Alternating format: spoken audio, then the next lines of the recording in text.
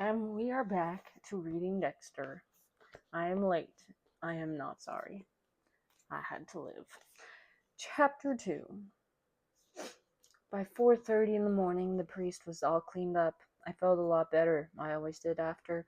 Killing makes me feel good. It works the knots out of darling Dexter's dark schmata.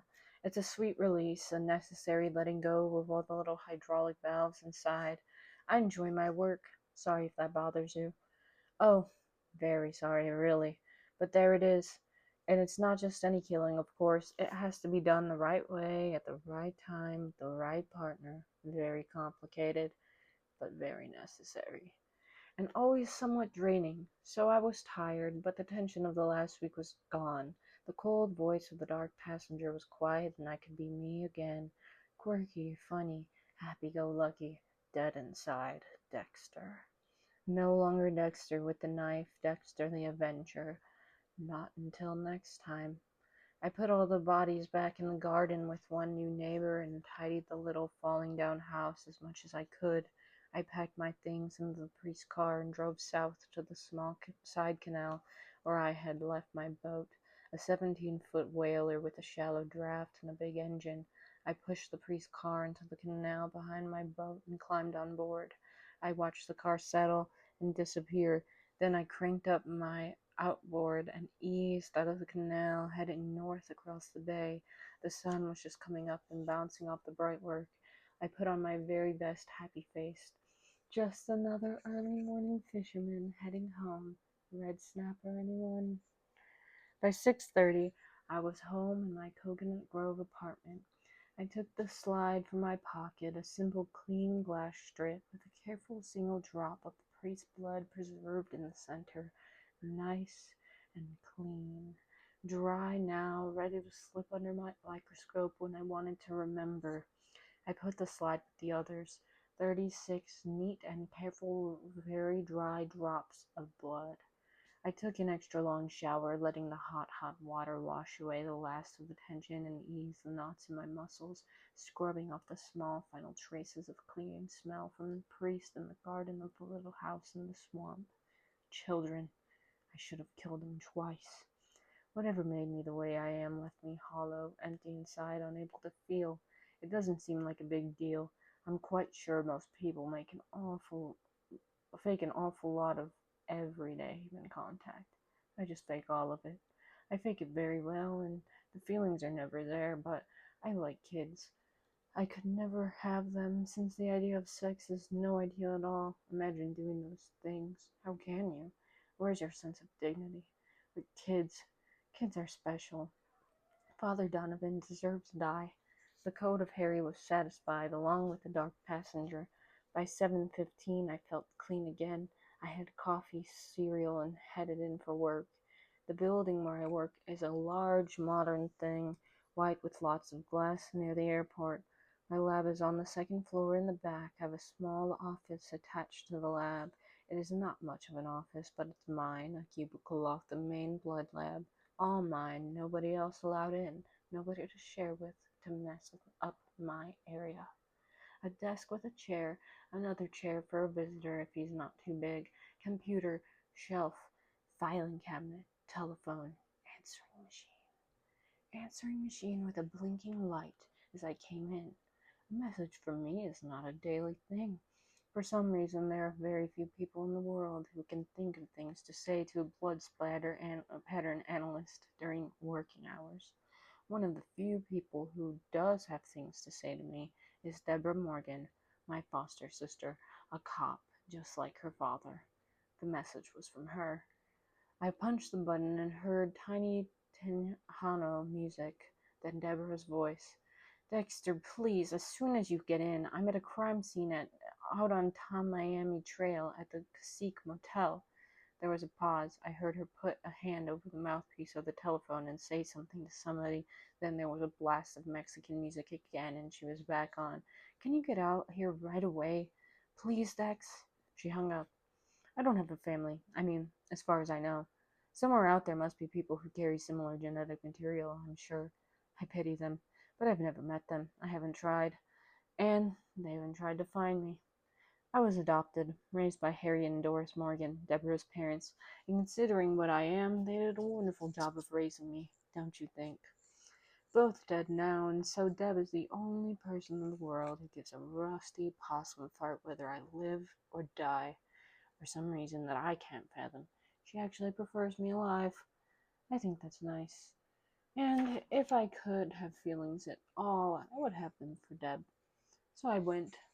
I drove out of the Metro Dade parking lot and got onto the nearby turnpike, which took me south of the section of Tom Miami Trail that is home to the Cacique Motel and several hundred of its brothers and sisters.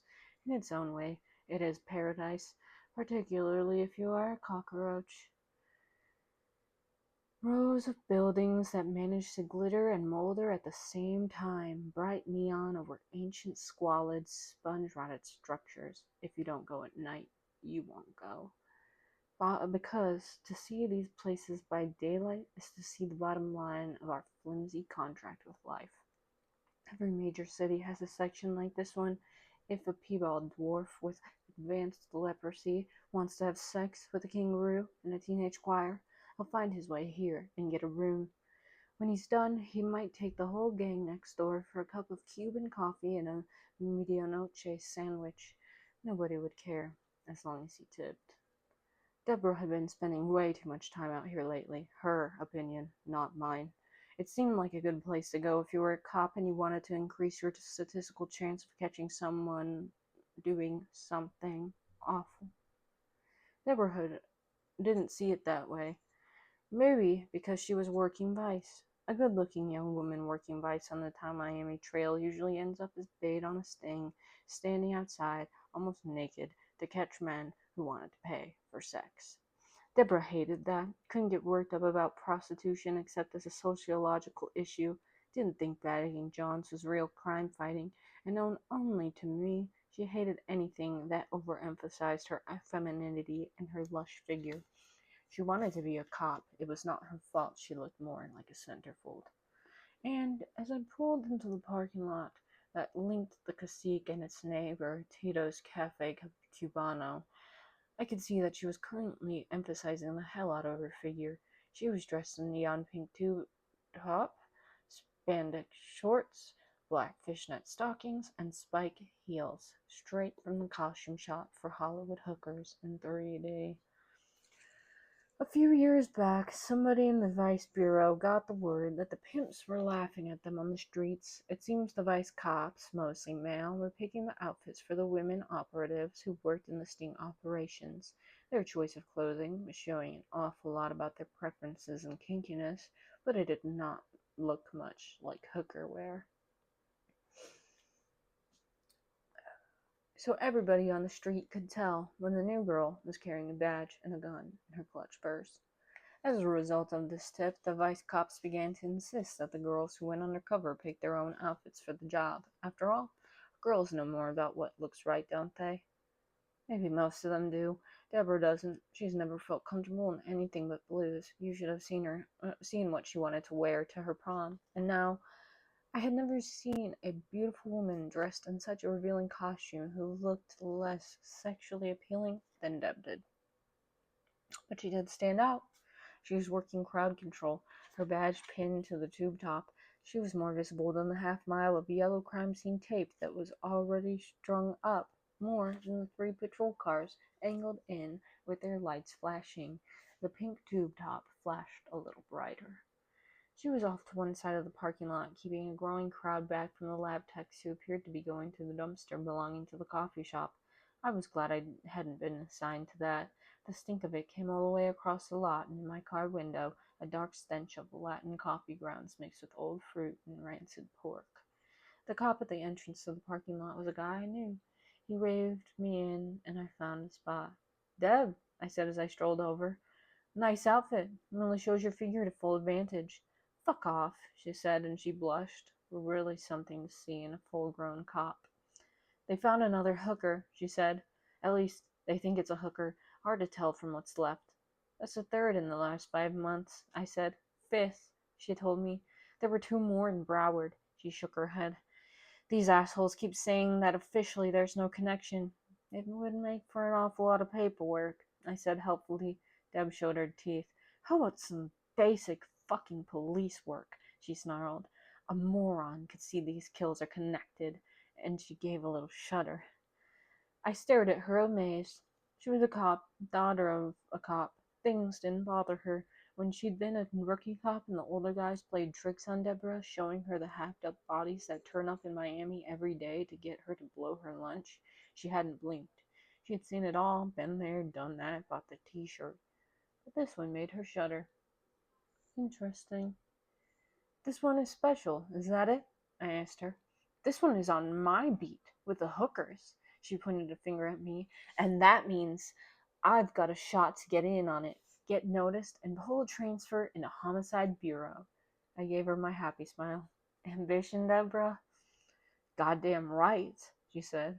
I want out of Vice, and I want out of the sex suit. I went into homicide, Dexter, and this could be my ticket. With one small break.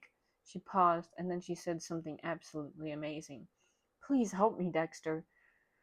Please, Dex, she said. I really hate this. Please, Deborah? You're saying please to me? Do you know how nervous that makes me? Cut the crap, Dex. But Deborah, really. Cut it, I said. Will you help me or not? When she put it that way, with that strange, rare please dangling in the air, what else could I say but, of course I will, Deb. You know that. And she eyed me hard, taking back her pleas. I don't know it, Dex. I don't know anything with you. Of course I'll help, Deb, I repeated, trying to sound hurt and doing a really good imitation of injured dignity. I headed for the dumpster with the rest of the lab rats. Camilla Figg was crawling through the garbage, dusting for fingerprints. She was a stocky woman of 35 with short hair who had never seemed to respond to my breezy, charming pleasantries, but as she saw me, she came up onto her knees, blushed, and watched me go by without speaking. She always seemed to stare at me and then blush. Sitting on an overturned plastic milk carton on the far end of the dumpster, poking through a handful of waste matter, was Vince Bazooka. He was half Japanese and liked to joke that he got the short half. He called it a joke, anyway. There was something just slightly off in Vince's bright Asian smile, like he had learned to smile from a picture book, even when he made the required dirty put-down jokes with the cops. Nobody got mad at him. Nobody laughed either, but that didn't stop him. He kept making all the correct ritual gestures, but he always seemed to be faking. That's why I liked him, I think. Another guy pretending to be human, just like me. Well, Dexter, Vince said without looking up, what brings you here? I came to see how real experts operate in a totally professional atmosphere, I said. Have you seen any? Ha ha, he said. It was supposed to be a laugh, but it was even phonier than his smile. You must think you're in Boston. He found something and held it up to the light, squinting. Seriously, why are you here? Why wouldn't I be here, Vince? I said, pretending to sound indignant. It's a crime scene, isn't it? You do blood spatter, Vince, he said, throwing away whatever he'd been staring at and searching for another one. I knew that. He looked at me with the biggest fake smile. There's no blood here, Dex. I felt lightheaded. What does that mean?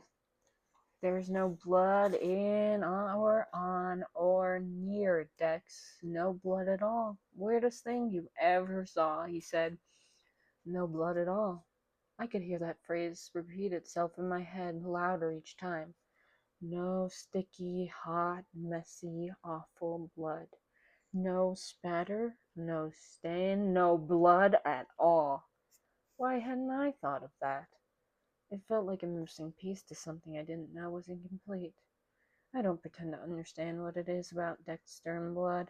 Just thinking of it sets my teeth on edge, and yet I have, after all, made it my career, my study, and part of my real work. Clearly, some very deep things are going on, but I find it a little hard to stay interested. I am what I am, and isn't it a lovely night to dissect a child killer? But this... Are you all right, Dexter? Vince asked. I am fantastic, I said. How does he do it?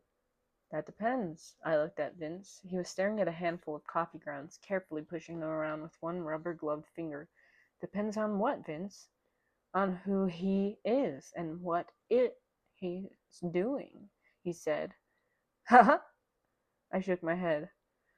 Sometimes you work too hard at being inscrutable, I said. How does the killer get rid of the blood? Hard to say right now, he said. We haven't found any of it, and the body is not in real good shape, so it's going to be hard to find much. That didn't sound nearly as interesting. I like to leave a neat body. No fuss, no mess, no dripping blood. If the killer was just another dog tearing at a bone, this was all nothing to me. I breathed a little easier. Where's the body? I asked Vince. He jerked his head at a spot 20 feet away. Over there, he said, with LaGuerta. Oh my, I said. Is LaGuerta handling this? He gave me his fake smile again. Lucky killer. I looked. A small knot of people stood around a cluster of tidy trash bags. I don't see it, I said. Right there, the trash bags. Each one is a body part. He cut the victim into pieces and then wrapped up each one like it was a Christmas present. Did you ever see anything like that before? Of course I had. That's how I do it.